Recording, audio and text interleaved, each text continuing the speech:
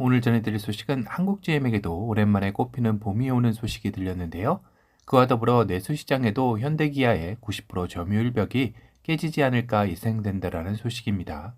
한국 GM은 작년 매출 9조 102억 원에 영업이익 2,766억을 달성해 9년 만에 흑자 전환을 이뤘다고도 하는데요. 물론 내수보다는 수출의 뚜렷한 증가세가 이를 도왔다고 합니다. 지난달인 3월의 판매량만 봐도 내수는 전년 동월 대비 53%나 감소했지만 수출은 84% 증가하면서 토탈 64.3%의 판매가 늘어났는데요. 그렇다고 해서 이제 내수 시장을 그냥 포기할 정도로 최악의 상황은 아니죠. 바로 한국 GM의 게임 체인저가 될 트랙스 크로스오버가 출시되며 분위기는 급 반전되고 있습니다. 우선 사전 계약한 지 4일 만에 1만 대의 계약이 되었고 일주일 만에 1만 3천 대를 돌파하는 등 그 기세는 현대기아도 벌벌 떨게 할 만큼 무서운데요. 거기다 자동차 기자들이 뽑은 4월의 차에 트랙스 크로스오버가 꼽히며 한국 GM도 정말 오랜만에 내수시장에서 분위기는 꽃피는 봄이 온 것입니다. 그런데 지난 5일 서울 강서구 쉐보레 매장에 전기 택시가 돌진하는 사고를 뉴스로 접하신 분들도 계실 텐데요. 참으로 안타까운 사고였습니다. 이 사고로 부상을 입은 분들의 빠른 쾌유를 빕니다. 사건 현장을 보면 엄청난 충격이 있었다는 게 느껴질 정도로 돌진한 택시는 반파될 정도로 심하게 망가져 있는데요. 이 정도면 전시되어 있던 차량들도 상당한 충격이 있었으리라 생각이 듭니다.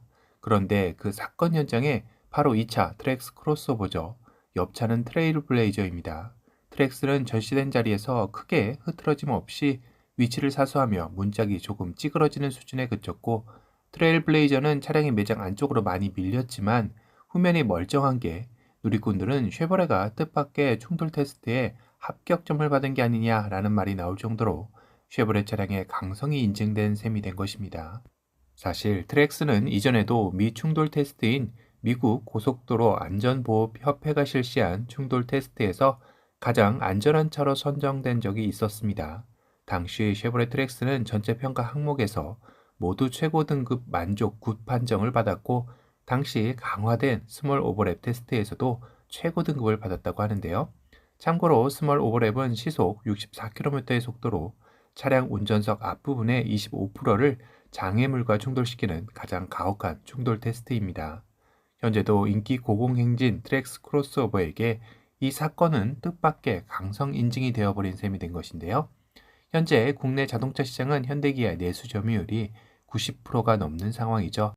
지난달 브랜드별 점유율을 살펴보면 1위가 현대차가 52.9%, 기아가 2위로 37.7%의 점유율이었고 3위는 쌍용 자동차에서 사명이 바뀐 KG 모빌리티가 6.3%, 4위는 르노코리아가 1.9%였으며 꼴찌인 5위는 한국GM이 1.2%로 점유율을 보였습니다.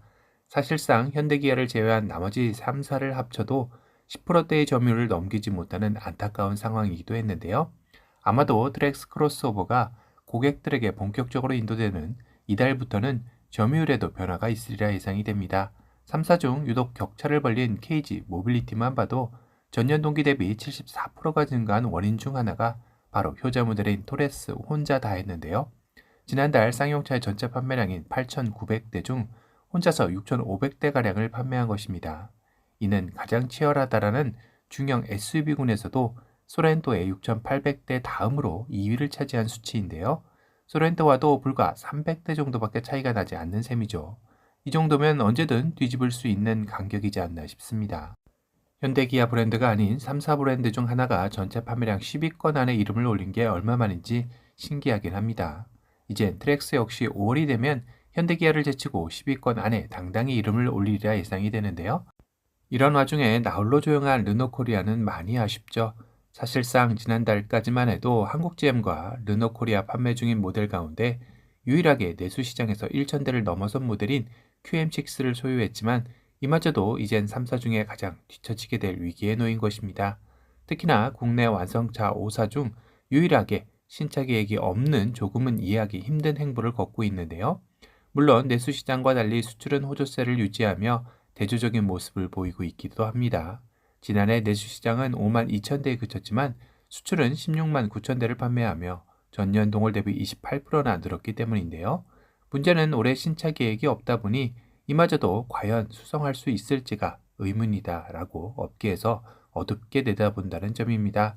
이런 와중에 르노코리아는 올해 기존 차량의 상품성 개선 모델로 국내 시장을 공략하겠다라는 입장을 고수하고 있어 르노가 국내 시장을 철수하려는 게 아니냐라는 추측에 힘을 실어주고 있기도 하는데요.